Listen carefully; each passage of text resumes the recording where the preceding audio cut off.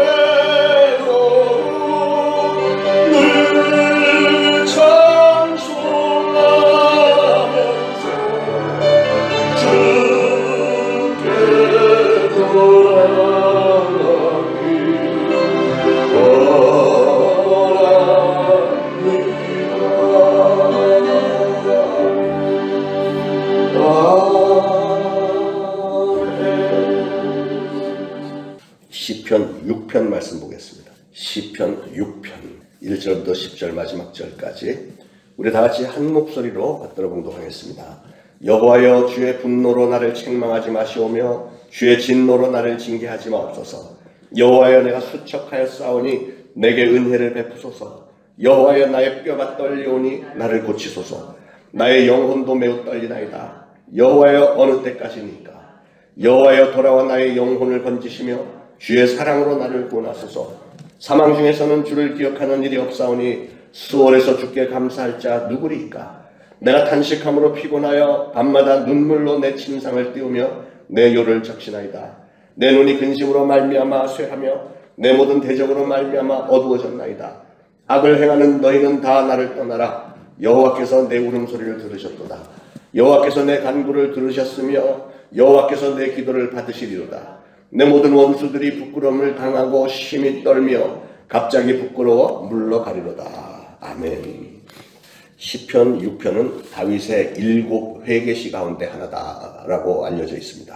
다윗은 밧세바의 남편 햇사람 우리아의 그 사건으로 인해서 하나님의 징계로 그 다음에 일어난 일들은 다윗이 4년 동안 병석으로 자리에 눕게 되고요.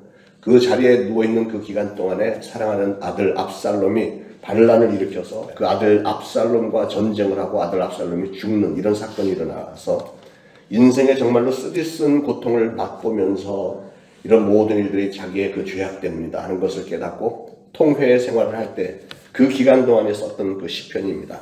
1절에 보니까 주여 주의 분노로 나를 책망하지 마시오며 분노로 책망하지 말아달라 간절히 기도를 합니다. 여기서 눈여겨보는 것은 다윗이 하나님의 징계를 면하려고 한 게 절대 아닙니다. 하나님의 징계는 달게 받겠사오나 그러나 분노로 징계는 하지 말아달라. 마치 하박국 선지자가 진노 중에라도 긍휼을 잊지 마옵소서 이렇게 했던 것과 비슷한 맥락인데 여기 분노로 징계하지 말라, 분노로 책망하지 말라는 거에 강조점이 있습니다. 그리고 2절 3절에 가서는 자신을 긍휼히 여겨달라는 그런 기도입니다. 다윗은 하나님께서 분노하심으로 책망하지 말아달라고 기도해놓고 그 다음으로는 긍휼히 여기서 자기를 고쳐달라고 지금 기도합니다. 4년 동안의 질병의 고통이 너무나도 극심해서 이 질병을 좀 고쳐달라고 간절히 기도하는 겁니다. 2절에서 다윗은 자기가 질병으로 인해서 얼마나 고통을 당하고 있고 그래서 내가 얼마나 수척해져 있는지를 호소를 하고요.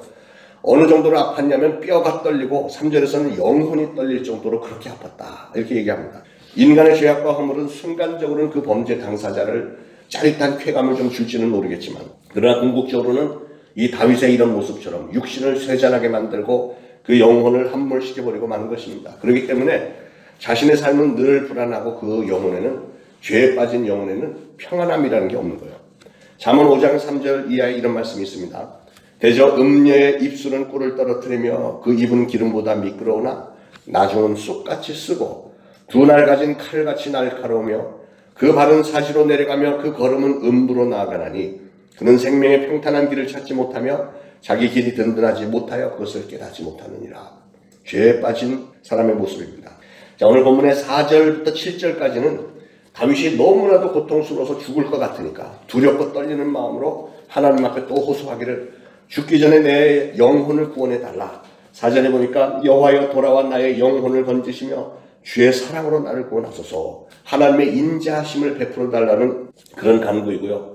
5절에 사망 중에서는 주를 기억하는 일이 없사오니 수월에서 주께 감사할 자 누구리까. 그러니까 하나님께서 자신에게 인자하심을 베풀어 줘야 될 이유로 자신이 지금 죽을 지경에 이르렀음을 호소하면서 그래도 자기가 수월 음부로 내려가기 전에 이 땅에서 하나님 앞에 감사의 삶을 사는 것이 더 옳지 않겠습니까? 라고 지금 호소하고요.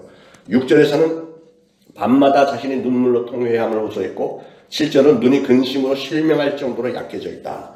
7절에 내 눈이 근심으로 말미암아 쇠하며 내 모든 대적으로 말미암아 어두워졌나이다.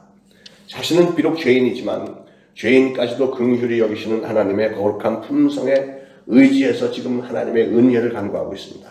지금까지 이렇게 보았듯이 다윗은 자신의 그 한 번 실수로 인해서 아주 큰 어려움을 많이 겪었습니다. 사실 하나님께서 다윗을 징계한 걸 보면 정말 어마어마합니다. 한 번으로 끝난 게 아니고 다윗이 그렇게 회개하고 용서를 간구하고 막 이렇게 했는데도 보면 끊임없이 무슨 우리에게 본을 보이려고 하는 듯이 다윗에게는 정말 말로 다 할 수 없는 이런 시련들이 왔습니다. 그러나 다윗은 8절에 가서 그 고통하는 기도를 하나님은 들으시고 크신 은총을 베풀어 주시고 마침내는 지은 죄를 용서해 주시고 자기의 질병을 고쳐주실 뿐만 아니라 한 걸음 더 나아가서 대적들도 다 물리쳐 주실 것을 호소를 합니다. 8절에 악을 행하는 너희는 다 나를 떠나라. 여호와께서 내 울음소리를 들으셨도다. 하나님께서 자기가 이렇게 울면서 호소하는 기도를 들으셨다는 것을 확신하고 선포를 했고요. 9절에는 여호와께서 내 간구를 들으셨으며 여호와께서 내 기도를 받으시리로다. 하나님은 분명히 내 기도에 대해서 응답을 주실 것이다. 10절은 원수를 물리쳐 주실 것을 확신하는 거죠. 내 모든 원수들이 부끄러움을 당하고 심히 떨며 갑자기 부끄러워 물러가리로다. 자, 이 시편을 통해서 우리는 많은 교훈을 얻게 됩니다. 이 말씀을 묵상을 해보면 첫 번째로 다윗이 그렇게 실수해서 죄에 빠진 이유가 뭘까? 이런 걸 생각을 해봐야 되겠어요. 첫째, 다윗은 영적인 나태함과 게으름 때문에 이렇게 죄에 빠지게 됐다. 전쟁터에 지금 자기 군사들을 다 내보내놓고 이제 나라가 굉장히 부강해진 상태니까 젊은 시절과 달리 자기가 직접 전쟁터에 나가지는 않았던 것 같아요. 군사들 내보내놓고 그렇다면 다윗은 신앙의 왕으로서 왕궁에서 하나님 앞에 기도를 했어야 되는 사람인데 그런데 이제는 좀 자기가 편안해진 것 같으니까 영적인 낮잠을 자고 있었던 거죠. 좀 더 졸자, 좀 더 쉬자 하는 동안에 궁핍이 도적처럼 몰려올 것이라고 했습니다. 지금도 마귀는 영적으로 방심하고 게으른 신자를 찾아서 삼키려고 하고 있습니다. 여러분, 우리는 마귀의 표적이 돼서는 안 됩니다. 지금 전국적으로, 아니 전 세계적으로 코로나 바이러스 때문에 교회들이 제재당하고 이래서 모이는 것이 힘들지만 절대로 안 된다는 것도 아니고, 이런 준수해야 될 것만 잘 준수하면 괜찮다는 거잖아요. 우리는 시청에서 3번이나 나왔고 그들이 굉장히 좋은 점수를 아마 준 것 같아요. 그래서 제일 마지막에 왔던 사람 보면서 너무 잘하고 계십니다 하면서 보고서를 잘 써준 것 같아요. 그래서 그 이후로는 아무 연락도 없는데, 우리가 때를 얻든지 못 얻든지 모여서 기도하고 말씀 나누고 이렇게 하지 않으면 영적으로 다 나태해지고 게을러지고 뒷전에 처질 수밖에 없고, 그러면 마귀는 점점 기승을 부리고 점점 더 힘들어지게 되어 있습니다. 그래서 이 다윗은 영적인 나태함과 게으름 때문에 결국은 죄에 빠지게 됐고요. 두 번째로는 다윗이 말씀으로 영적인 힘을 계속 공급받지 못했기 때문에 이런 일들이 일어난 겁니다. 이 다윗이 젊은 시절, 굉장히 힘들었던 시절은 열심히 하나님을 찬양하고 열심히 하나님과 동행을 했었는데, 이제는 주변 국가들 거의 다 평정했고 그 최고의 강대국이 되어서 이제 자기의 그 성도, 왕궁도 의리의리하게 지어놓고 이렇게 하고 잘 군사력이 그 지역에서는 최고였으니까 강성해진 군사력을 의지하고 국방력을 너무 믿다 보니까 결국은 죄에 빠지게 되는 거예요. 성도들이 한때 신앙생활을 열심히 했던 성도들이 어느 순간부터 말씀을 의지하지 않게 되는 경우들이 종종 있습니다. 물론 여러 가지 사건들이 있지만 그런 사건의 배경에 중요한 거는 뭐냐면 하나님보다도 더 다른 거를 믿는 게 뭔가가 생긴 거예요. 내가 돈을 많이 벌었다든지 아니면 내가 사회적으로 뭐 어떤 높은 권력을 잡았다든지 이렇게 되면 하나님과 거리가 멀어져. 평상시에는 믿음이 그렇게 좋았던 무슨 안수 집사나 장로나 하던 사람들이 대통령이 되고 뭐 이렇게 좀 높은 자리에 올라가면 어느 틈에 믿지 않는 사람하고 똑같이 돼버리는 걸 봅니다. 기가 막힌 일 아니에요. 하나님의 축복으로 그 자리에 갔으면 정말로 하나님의 뜻 가운데 그렇게 했으면 얼마나 좋아요. 그런데 사람들이 권력을 잡거나 막 많은 재력을 갖거나 그러면 방심하게 되는 거예요. 영적으로 방심하게 되는 걸 봅니다. 우리는 하나님 한 분밖에 없습니다. 누가 뭐라고 해도요. 하나님을 믿고 따라야 할 하나님의 백성들이, 하나님의 자녀가 하나님을 의지하지 않고 다른 세상적인 어떤 것들을 의지하기 시작하면 그 다음에 이루어지는 일은 똑같아요. 성경에는 보면 똑같아요. 그 다음 단계는 이런 환란이 오고 시련이 올 수밖에 없습니다.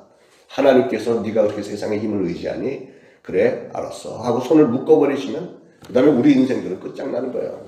여러분, 그런 환란 중에 오늘 다윗이 깨닫고 회개하고 돌아왔던 것처럼 우리도 항상 깨닫고 하나님과 동행하는 것이 신앙의 지혜인 줄 믿으시기 바랍니다. 그래서 우리가 항상 승리할 수 있는 비결은 영의 세계에는 우리를 항상 넘어뜨리려고 하는 마귀가 있다. 마귀의 세력들이 있다는 것을 우리는 알아야 됩니다. 그 마귀는 지금도 우는 사자와도 같이 삼킬 자를 찾아서 막 이렇게 돌아다니고 있습니다. 이게 바로 우리가 말씀으로 무장해야 되고 영적으로 무장해야 되고 기도를 계속 지속적으로 해야 되는 이유입니다. 그래야만 우리는 마귀의 공격에 대적해서 이길 수 있고 시험에 이길 수 있는 것이죠. 아는 것만으로는 부족합니다. 이거 모르는 사람은 없겠죠. 알지만 자기도 모르는 사이에 그냥 이렇게 나태해지고 느슨해지고 이렇게 되기 때문에, 그래서 확실하게 믿고 하나님께 내 인생의 전부를 맡기고 신뢰를 해야죠. 신앙생활이라는 것은 몇 년 했다고 해서 막 대단해지는 게 아니에요. 믿음의 조상 아브라함을 보세요. 아브라함이 하나님으로부터 부르심을 받은 게 75세에 부르심을 받았는데 그가 진짜 신앙인다운 모습을 보이기 시작한 것은 25년 후입니다. 믿음의 조상이라는 아브라함도 25년간 인내와 뭐 끝까지 순종하고 이렇게 갔을 때 그 후에 이제 대단한 믿음이 보이기 시작을 했고요. 야곱도 하나님에게 자기의 삶을 전적으로 맡기기 시작했던 것은 하나님과 그 베델에서 꿈에서 만났던 그때부터 20년이 지난 후입니다. 그 고향에 돌아와서부터 이제 그때부터 이제 환란을 만나면서 깜짝 놀라서 하나님께 이제 삶을 맡기기 시작했고, 모세도요 40세의 광야에 나갔다가 40년이 지난 후에 겨우 하나님 만나서 하나님의 부르심을 받았습니다. 무슨 말이냐면 우리가 신앙생활을 뭐 5년 10년 열심히 했다고 해서 무슨 졸업이 되는 게 아니고 평생 오랜 세월 조금씩 신앙이 자라면서 전적으로 하나님에게 맡기는 수준이 될 때, 그럴 때 우리는 하나님으로부터 온전히 쓰임도 받을 수 있고 그리고 항상 영적 전쟁에 승리할 수 있는 겁니다. 사랑하는 여러분, 우리는 성경에 나타나는 신앙의 선조들의 실수를 보면서 또 그에 따르는 이런 환란과 고통을 보면서라도 두렵고 떨리는 마음으로 하나님을 잘 섬겨야 될 줄로 믿습니다. 저는 저나 여러분이나 우리 초대신앙교회에 속한 그 누구도 이런 환난이나 고통 절대로 당하지 않게 되기를 소원합니다. 그렇게 되기 위해서는 오늘 다윗이 깨달았던 것처럼 어떠한 상황에서도 하나님이 아닌 다른 어떤 곳에 우선순위를 둬서는 안 되고 눈을 돌려서는 안 되고 항상 하나님 위주, 예수 그리스도의 위주의 신앙으로 하나님의 뜻 가운데 믿고 행해 나가는 성도님들이 되셔야 되겠습니다. 저와 여러분 그렇게 되기를 예수 그리스도로 축원합니다. 기도하겠습니다. 하나님, 오늘도 주신 말씀 감사합니다. 하나님께서 지극히 사랑하셨던 다윗, 그가 죄 가운데 빠져 환난과 고통 중에 있었을 때 하나님께 간절하게 올려드렸던 그 기도문을 보면서 우리는 그런 죄악에 빠지지 않기를 원합니다. 다윗 같은 그런 환난과 고통 안에 들어가지 않기 위해서라도, 또는 혹시 우리가 그런 일 때문에 징계를 받게 될 때 다윗처럼 하나님을 바라보면서 전적으로 하나님 앞에 매달리며 하나님의 용서와 정말 하나님의 축복을 간구함으로써 그 이후로 이전에 그 어느 때보다도 더 큰 축복을 받아 누렸던 것처럼 우리 사랑하는 성도들, 우리 신앙의 선조들의 그 경험을 토대로 해서 우리는 더욱더 확고한 신앙의 소유자, 정말 많은 열매를 맺는 신앙인들이 다 되어 우리 하나님을 흡족하게 해드리는, 그래서 그 옛날에 다윗을 가리켜 이는 내 마음에 합한 자다 했던 것처럼 우리 한 사람 한 사람을 보시면서도 하나님께서 너는 내 마음에 합한 자다, 이런 칭찬을 들을 수 있도록 성령님은 저희들과 늘 함께하여 주옵소서. 오늘도 새날 주셨으니 이날을 축복하시고 우리 사랑하는 성도들 이 이른 새벽 시간에 하나님의 전에 나와서 올려드리는 기도들 하나님은 들으시고 응답하옵소서. 예수 그리스도의 이름으로 간절히 기도합니다. 아멘.